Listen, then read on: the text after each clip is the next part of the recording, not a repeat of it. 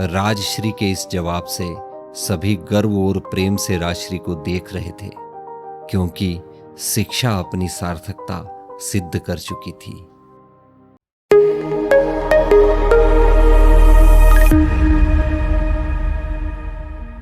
नमस्कार।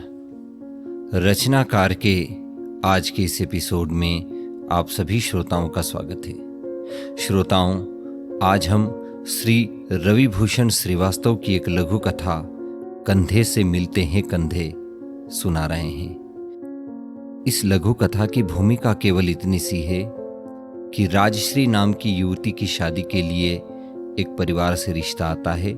उस परिवार के लोग राजश्री से मिलने राजश्री के घर पहुंचते हैं। दोनों परिवारों के बीच में क्या बात होती है, सुनिएगा। राजश्री चाय की ट्रे लेकर खड़ी थी। बला की खूबसूरत तो नहीं, लेकिन खूबसूरत थी। गेहुआ रंग, तीखी नाक, बड़ी आंखें और मध्यम वर्गीय रौनक। यह रौनक मध्यम वर्गीय न होकर उच्च वर्गीय होती तो राजश्री बला की खूबसूरत कहलाती। सामने खड़ी राजश्री ने मुस्कुराकर चाय लेने हेतु सभी को आग्रह किया। सौरभ ने कनखियों से उसे देखा और ट्रे में से कप उठा लिया। सौरभ एक सामान्य सुंदर कद काठी लिए अपने माता पिता के साथ तहजीब से बैठा हुआ था। परिवार की जिम्मेदारियों और कॉरपोरेट प्रोटोकॉल से सजा हुआ व्यक्तित्व सौरभ के भीतर नजर आ रहा था।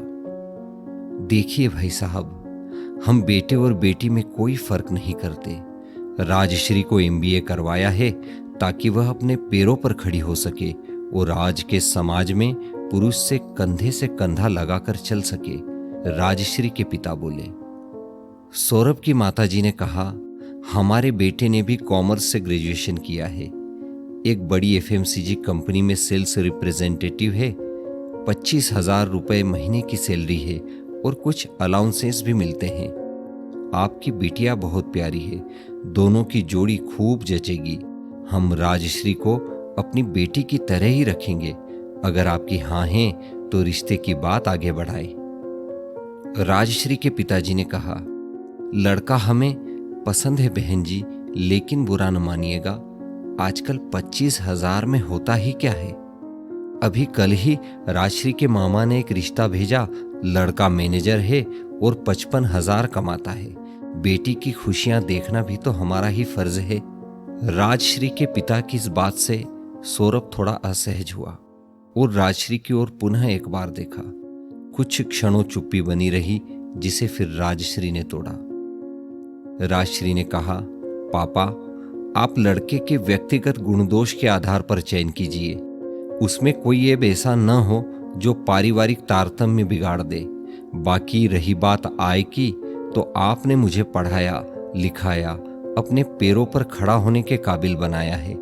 अगर मैं अपनी शिक्षा और योग्यता के आधार पर अपने जीवन साथी को आय अर्जित करने में सहयोग कर दूं, तो वह समस्या फिर इतनी बड़ी नहीं है।